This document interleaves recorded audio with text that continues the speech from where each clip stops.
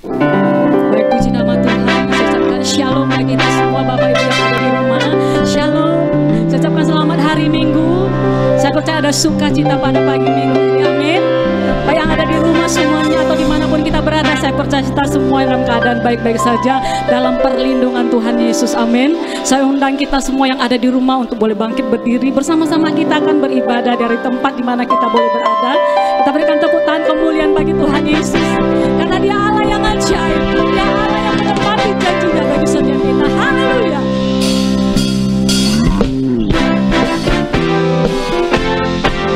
Bersama-sama kita berkata memuji Tuhan.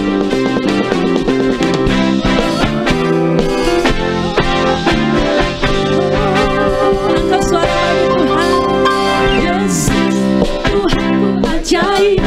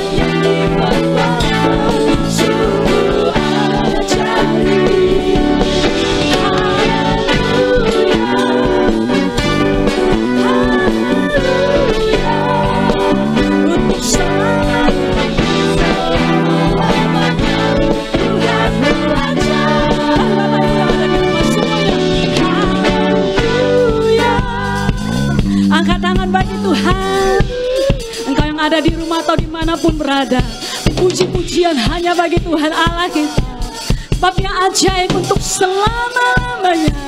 Haleluya.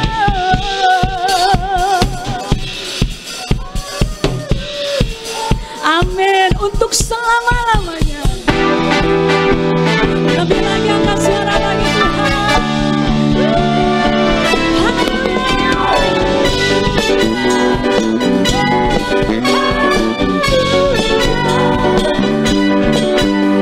Puji saja di mana sungguh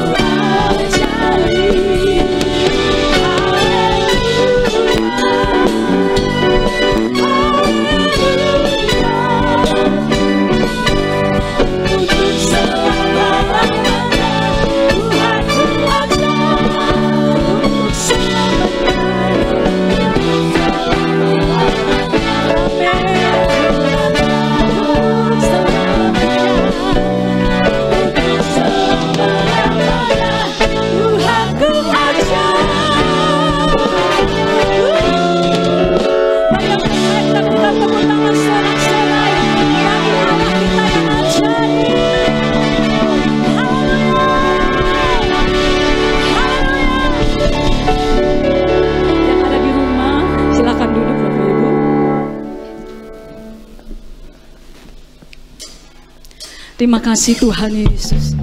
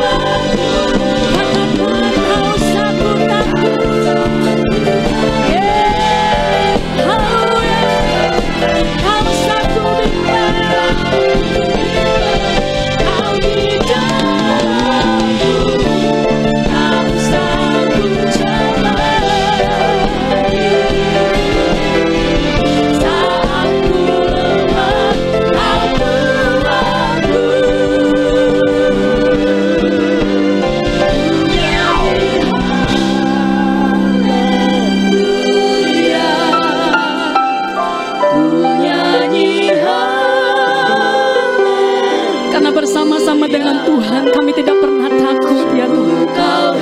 Apapun keadaan kami Tuhan, kami tidak bimbang karena Tuhan ada bersama-sama dengan kami. Perbuatan-Mu ajaib bagi kami.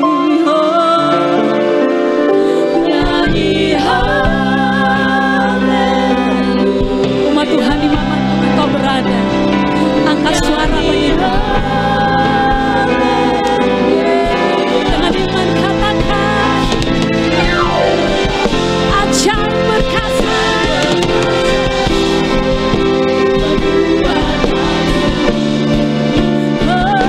Punya di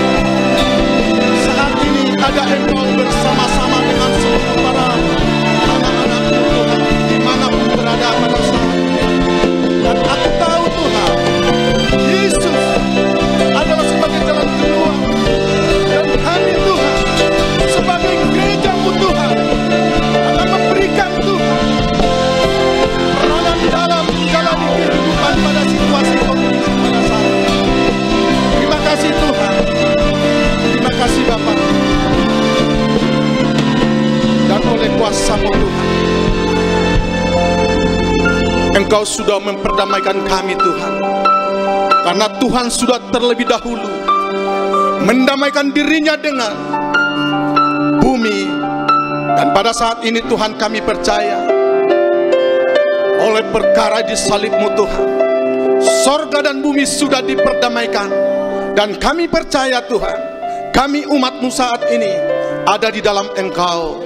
Terima kasih Tuhan, terima kasih Bapa. Terpujilah Tuhan di dalam nama Yesus Kristus. Haleluya, amin. Bapak Ibu Saudara, dimanapun engkau berada pada saat ini, perlu kami sampaikan bahwa di saat situasi saat ini ada banyak orang-orang yang percaya kepada Tuhan, jadi mengalami kejatuhan, bahkan iman yang tidak berkembang. Kenapa? Ada satu hal yang membuat kehidupan manusia pada saat ini, bukan hanya di Indonesia, tapi hampir di seluruh muka bumi ini, karena situasi kondisi yang tidak mengenakan untuk semua, terutama untuk anak Tuhan. Bagaimana peranan gereja untuk hal ini? Saudara yang dikasihi Tuhan, kita perlu belajar dan perlu kita mengimani apa yang sudah disampaikan oleh Tuhan kepada kita sebagai orang percaya. Dan langsung kita baca di dalam Lukas 4 ayat 18 sampai 19, begini firman Tuhan. Roh Tuhan ada padaku, oleh sebab Ia telah mengurapi aku untuk menyampaikan kabar baik kepada orang-orang miskin, dan Ia telah mengutus aku untuk memberitakan pembebasan kepada orang-orang tawanan dan penglihatan bagi orang-orang buta, untuk membebaskan orang-orang yang tertindas, untuk memberitakan tahun rahmat Tuhan telah datang. Saudara yang dikasih Tuhan, dimanapun engkau berada pada saat ini, renungkan firman Tuhan ini supaya kita lebih mengerti lagi apa peran gereja di masa sukar, di masa sulit seperti ini.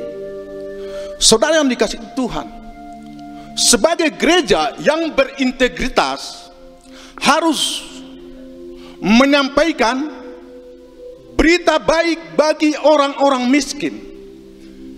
Bagaimana kita saat ini? Apakah kita sudah melakukan apa yang sudah disampaikan oleh Tuhan kepada orang-orang percaya?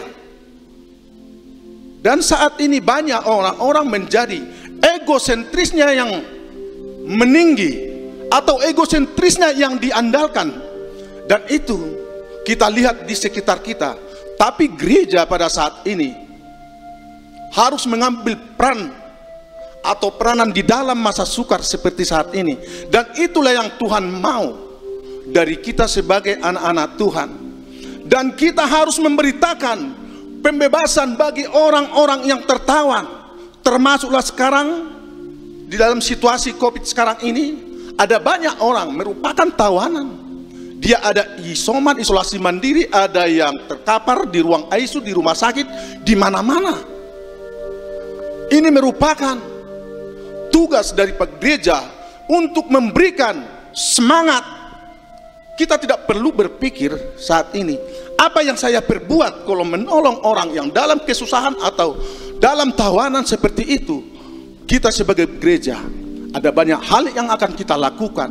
Kita berdoa, mungkin berdoa secara video call, mungkin bisa, atau mungkin bisa kita memberikan kata-kata yang membangun. Dan bagaimana sebenarnya yang terjadi di masa situasi sekarang ini yang mengalami kesukaran dan kesulitan.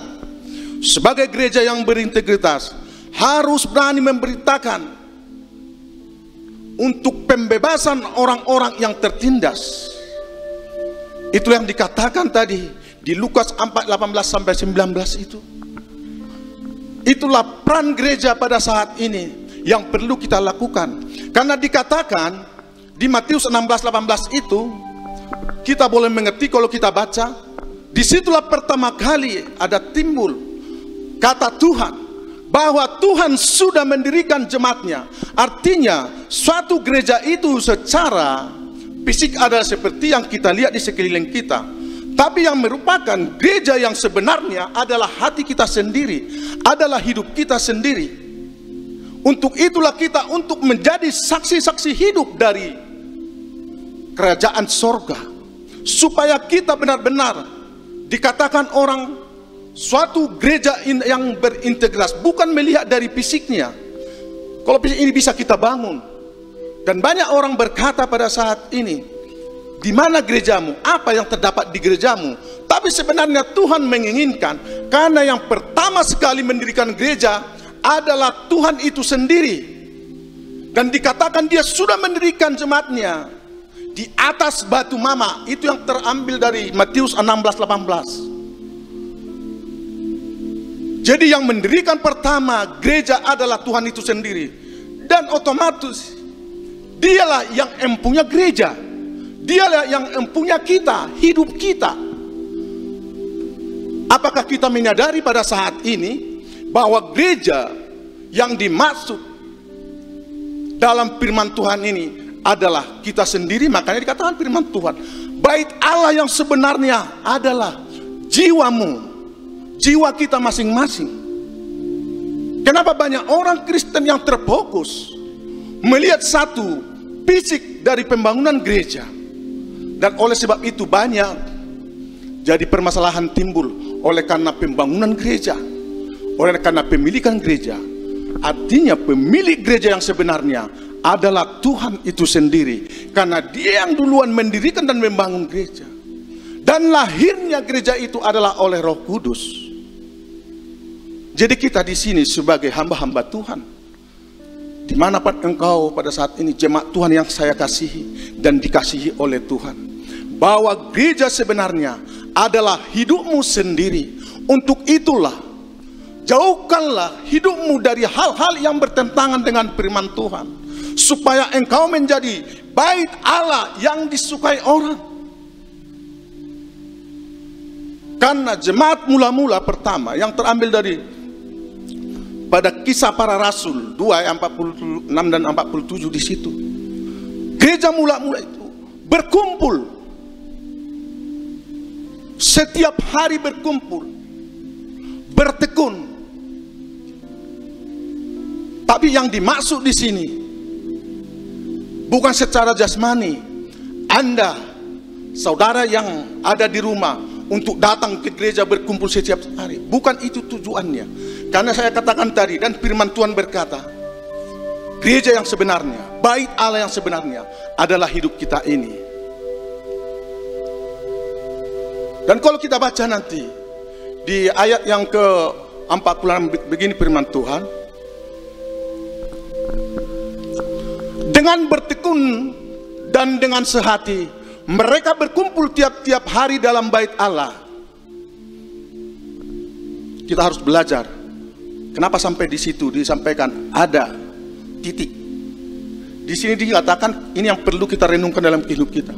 Mereka memecahkan roti di rumah masing-masing secara bergilir dan makan bersama-sama dengan gembira, dengan tulus hati. Saudara yang dikasih Tuhan, itulah yang Tuhan mau. Jadi di rumah masing-masing berbicara tentang keluarga, berbicara tentang hidup kita. Apa sebenarnya yang Tuhan rindu daripada kita? Untuk itulah gereja harus mempunyai peranan yang sangat penting dalam mengalami dan menghadapi situasi kondisi yang ada pada saat ini. Bapak Ibu Saudara yang dikasih Tuhan, yang ada di rumah dan dimanapun engkau berada pada saat ini, bahwa saat inilah waktunya kita memberitakan tahun rahmat Tuhan.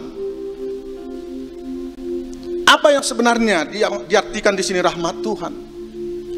Saudara dan saya bisa seperti ini, atau saudara atau bapak ibu yang dikasih pada saat ini ada bisa di rumah dengan keadaan sukacita. Itu merupakan satu rahmat Tuhan yang luar biasa.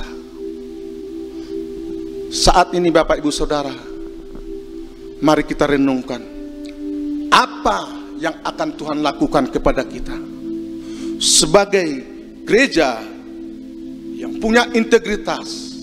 Apa peranan kita di dalam masa sukar seperti ini? Kita sudah lihat, kalau gereja kita sudah jelas.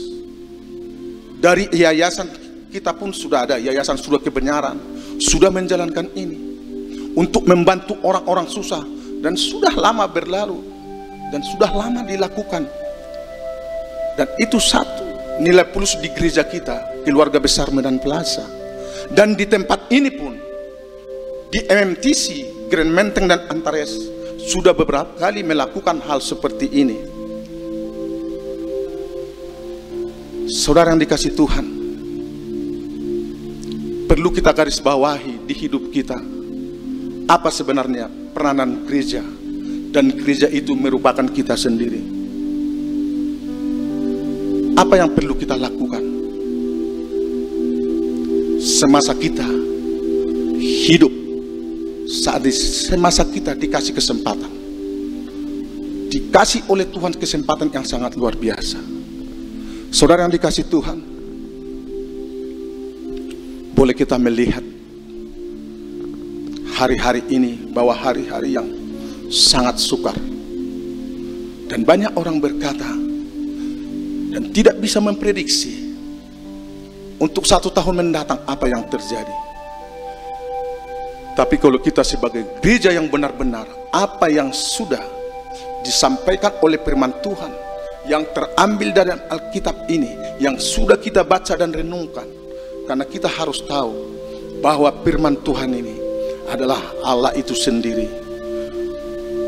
Peranan yang pertama untuk kita sebagai gereja, beritakanlah rahmat Tuhan, bahwa hari-hari yang sukar ini rahmat Tuhan akan bergelora, rahmat Tuhan akan dinyatakan di dalam kehidupan kita jikalau kita menjadi gereja yang berintegritas. Saudara yang dikasihi Tuhan, boleh kita melihat apa yang terjadi pada saat ini. Boleh kita merasakan apa yang kita alami dalam masa seperti ini. Dan masa-masa yang sukar ini bukan hanya menindas orang-orang miskin, orang-orang yang punya jabatan, orang-orang kaya. Semua negara-negara maju, negara-negara berkembang, semua dilanda oleh situasi kondisi pada saat ini. Tapi satu hal kita harus pegang, kita yang percaya kita adalah menjadi gereja yang dibangun di atas batu mama, harus mempunyai peran yang penting. Maka di gereja kita ini ada selalu dibuat doa, baik dari pusat, baik dari tempat ini. Ada 2 Jum setiap bulannya. Itu menandakan bahwa peran gereja yang punya integritas. Banyak kita lihat sekarang ini gereja-gereja di sekitar kita, dan banyak mengambil kesempatan. Ada yang bilang, kami tidak takut akan COVID, kami sudah ada di dalam Tuhan, kami beribadah. Ya memang urusan mereka. Tapi sebagai gereja yang berintegritas, karena pemimpin dan pemerintahan yang ada di negara ini, kita harus tunduk dan mentaati. Itu namanya gereja yang punya integritas. Apalagi hidup kita ini secara pribadi, secara perorangan, kita harus tunduk. Siapapun yang memerintah di negara Indonesia itu adalah pilihan Tuhan. Untuk itu kita harus menghormatinya, dan kita harus menunjukkan kita sebagai gereja yang punya peran membantu pemerintah dalam melakukan apa yang sudah dikerjakan oleh pemerintah sampai saat ini. Lebih kurang 1,5 tahun sudah berlalu. Tapi saya lihat anak-anak Tuhan yang mengambil peran dalam keadaan ini selalu disertai oleh Tuhan, selalu diberkati oleh Tuhan, termasuk saudara dan saya pada saat ini. Mungkin orang berkata banyak, apa itu yang dikerjakan di gereja? Disampaikan seperti kami tidak senang, kurang memuaskan, ada ini, ada itu. Tapi satu yang kita pegang, dari manapun, oleh siapapun yang menyampaikan berita kebenaran firman Tuhan, dari tempat manapun, pasti itu yang terbaik untuk kita, dan itu adalah daripada Tuhan. Saudara yang dikasihi Tuhan, sebagai ayat terakhir, mari kita baca di 2 Korintus 5 ayat 18 sampai 19. Begini firman Tuhan, dan semuanya ini dari Allah yang dengan perantaraan Kristus telah mendamaikan kita dengan dirinya, dan yang telah mempercayakan pelayanan pendamaian itu kepada kami. Saudara yang dikasihi Tuhan, malam hari ini bahwa saudara dan saya sudah diperdamaikan oleh Tuhan melalui kayu salib yang sudah dikerjakan, memperdamaikan surga dengan bumi. Dan tugas kita sebagai gereja, kita harus mengambil peran yang dalam keadaan situasi apapun, terlebih saat ini. Saudara kasih Tuhan, kita angkat satu pujian, hidup ini adalah kesempatan.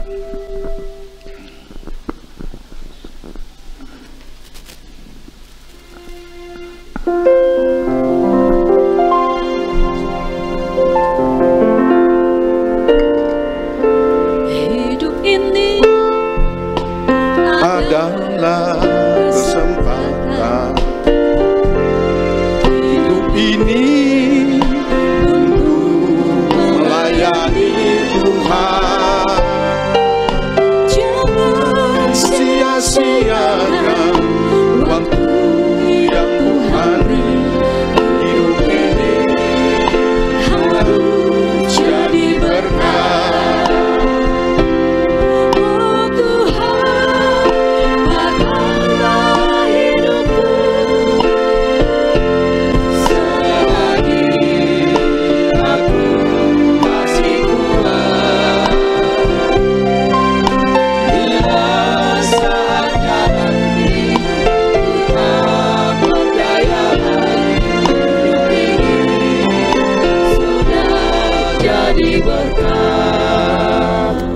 Mari kita bersatu di dalam doa.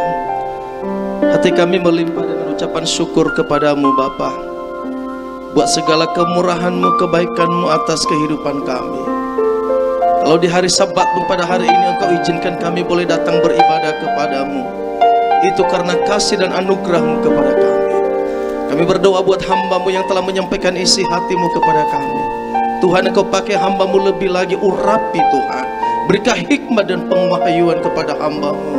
Pakai hamba-Mu secara luar biasa agar lewat pelayanan hamba-Mu banyak jiwa-jiwa dimenangkan untuk kemuliaan bagi nama Bapa di sorga.